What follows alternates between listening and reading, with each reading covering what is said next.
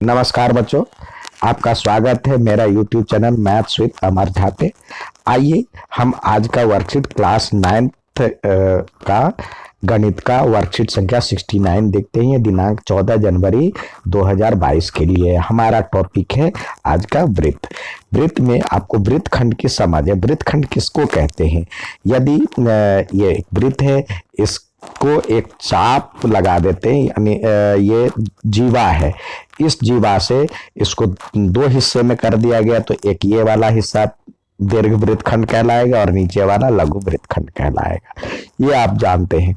और साथ ही कल के वर्कशीट में हमने पढ़ा था, एक चाप द्वारा केंद्र पर अंतरित कोण वृत्त के शेष भाग पर किसी बिंदु पर अंतरित कोण का दुगुना होता है। यानी पी क्यू एक चाप है जिससे जो केंद्र पर बना कोण यानी पी ओ क्यू जो होगा, यहाँ शेष अन्य भाग पर जो पी ए क्यू बन रहा है उसका दुगुना है। ये पी ओ क्यू जो होता है ये पी ए क्यू का दुगुना होता है ये।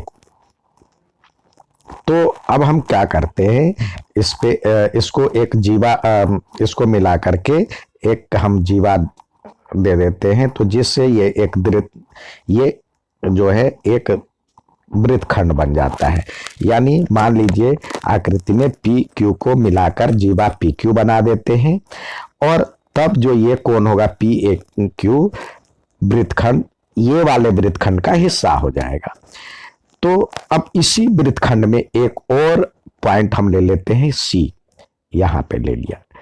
अब सी पे कोण बनाते हैं इसी चाप से। तो आपने इसी थ्योरम से पढ़ा है जो कि किसी चाप से जो है, एक चाप से वृत्त के किसी अन्य भाग पर बना कोण जो होता है, वृत्त के मतलब वृत्त पर बने कोण जो होता है, केंद्र पर बने कोण जो होता है अन्य भाग पर बने कोण का दुगुना होता है, यानी इसका दुगुना होता है। तो पी ओ क्यू बराबर में 2 पी सी क्यू हो जाएगा, यानी इसका ये दुगुना हो जाएगा। तो इस प्रकार हम देखते क्या है, अब यहाँ पे तो पी ए क्यू बराबर था इसका, यानी पी ओ क्यू बराबर में 2 पी ए क्यू था। तो ये इसको दोनों समीकरण को हम यदि तुलना करते हैं तो देखते हैं जो कि पी ए क्यू और पी सी क्यू बराबर हो जाता है, यानी कोण ए इजकल टू कोण सी। हमने पाया जीवा पी क्यू से बने वृत्तखंड के में पी क्यू आधार पर वृत्त का बना दोनों कोण बराबर होता है, यानी एक ही वृत्तखंड के कोण बराबर होते हैं। यानी हमने क्या सीखा, एक ये वृत्त है, इसका जो एक ये कोई जीवा है, यानी इनिशियल पॉइंट एक ही होनी चाहिए। इनिशियल पॉइंट से यदि यहाँ पे जो कोण बन रहा है, इसी पॉइंट से यहाँ पे कोण यदि बन रहा है तो दोनों बराबर होंगे, सारे कोण बराबर होंगे। जीवा एक ही होनी चाहिए, यानी दोनों का जो दोनों निकला हुआ एक ही चाप से निकला हुआ कोण होना चाहिए। दोनों तीनों ये सारे मान बराबर होंगे, यानी एक ही वृत्तखंड पर बने कोण का मान बराबर होता है। तो आइए आगे देखें अगला। यहाँ पे दिया हुआ आकृति में एम एन जो है वो एक वृत्त का व्यास है, यानी ये दो बराबर भागों में बांटता है और ये व्यास है। तो यहाँ पे कोण कितने डिग्री का बनेगा? 180 डिग्री का बनेगा। अब इससे जो हम कहीं पे भी बनाते हैं कोण, वो इसका आधा होगा, यानी 90 डिग्री होगा। एम ओ एन जो होगा M O N 2 of M A N, यानी ये ए है, एम है और एन है, तो एम ए एन जो बन रहा है उसका इसका दुगुना मतलब इसका दुगुना है, ये एम ए एन का दुगुना है एम ओ एन। ये तो 180 बनता है, तो एम ए एन का वैल्यू 90 डिग्री होगा। यानी अर्धवृत्त का कोण समकोण होता है, अर्धवृत्त का कोण जो होता है वो समकोण होगा।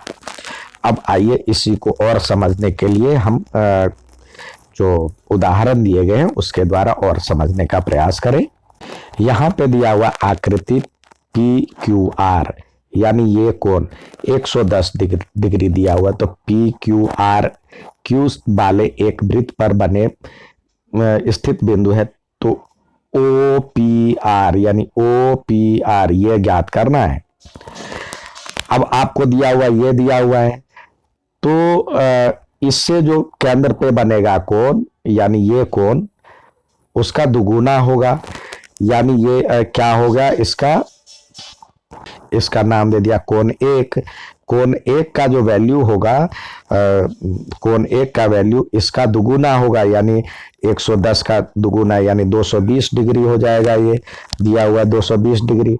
अब ये यहाँ पे जो कोण बन रहा है ये संपूर्ण कोण है, तो ये 210 220 ये हो गया, तो कोण दो का वैल्यू क्या हो जाएगा, कोण दो का वैल्यू 360 में से 220 घटा देंगे तो 140 हो गया। ये कोण दो का वैल्यू 140 हो गया। तो कोण तीन और कोण चार और कोण दो मिलकर के एक त्रिभुज की रचना कर रहा है। इस तरह से एक त्रिभुज की रचना कर रहा है, और जितना बड़ा ये कोण है उतना बड़ा ये कोण है, क्योंकि ये भी ये त्रिज्या है, ये भी त्रिज्या है, तो दोनों त्रिज्या है, तो ये कोण जो दोनों होगा कोण तीन और कोण चार दोनों बराबर होंगे।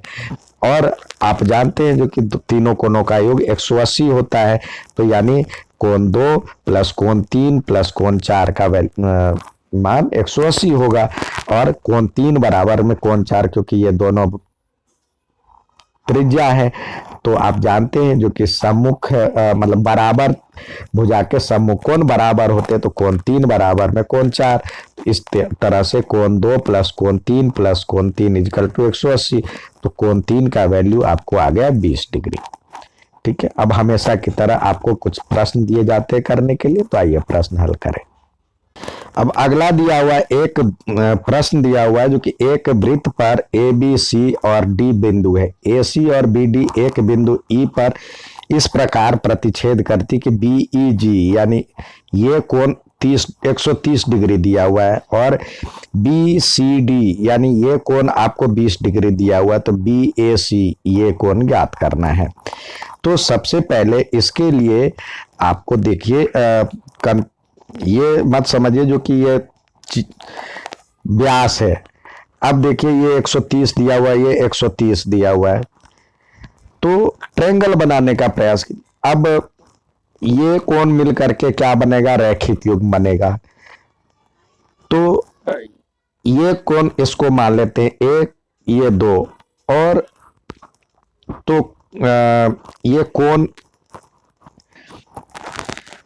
इसका सम जो होगा 180 होगा, तो कोण इसको हम ये लिख सकते हैं कोण एक, या नाम देना चाहें तो नाम से ही हम प्रैक्टिस करें, क्योंकि ज़्यादा से ज़्यादा आपको नाम लिखने की आदत ही होनी चाहिए। तो ये कोण की जब बात करते हैं हम इधर की ओर बात करते हैं ये कोण की, तो लिखेंगे C E D, angle C E D, और इस कोण का मान नाम दिया हुआ है आपको बी ई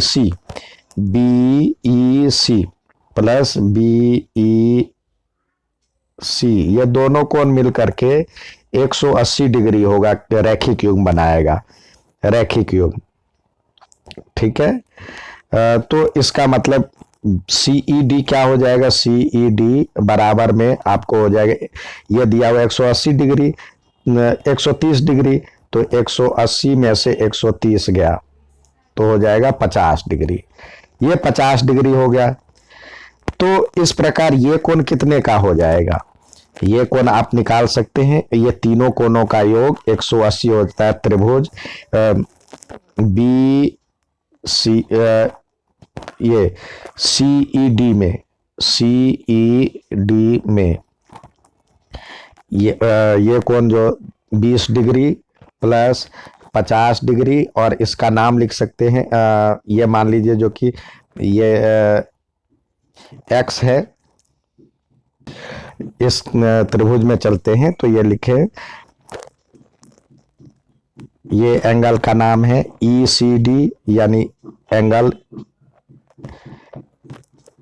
ई सी डी प्लस एंगल ये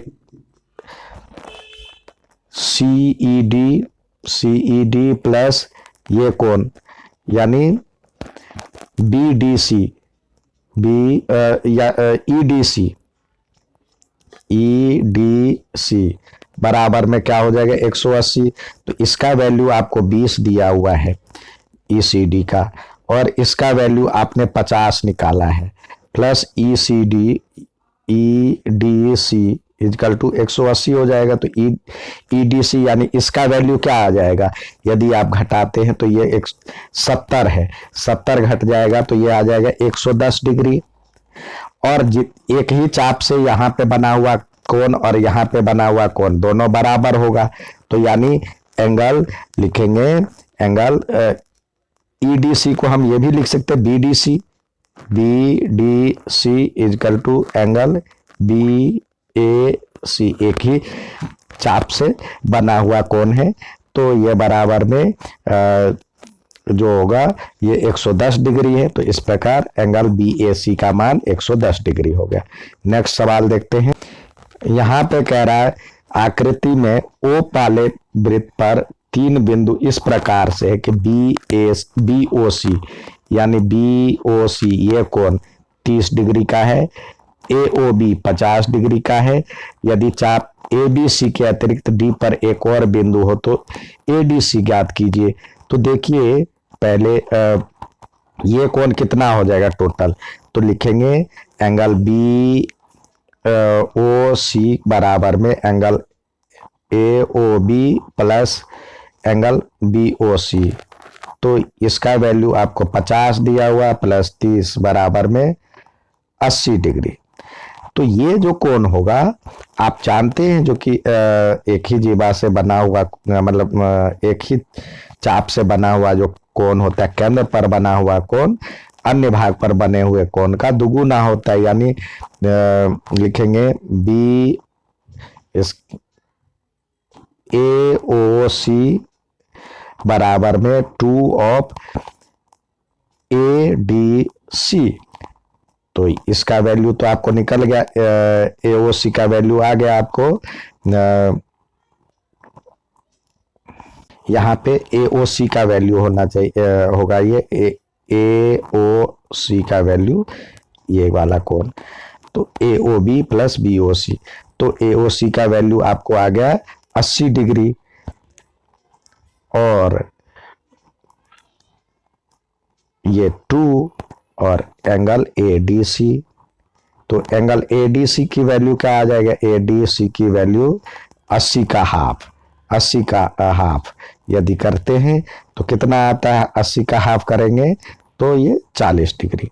या तो इस प्रकार एंगल ADC का वैल्यू 40 डिग्री आया।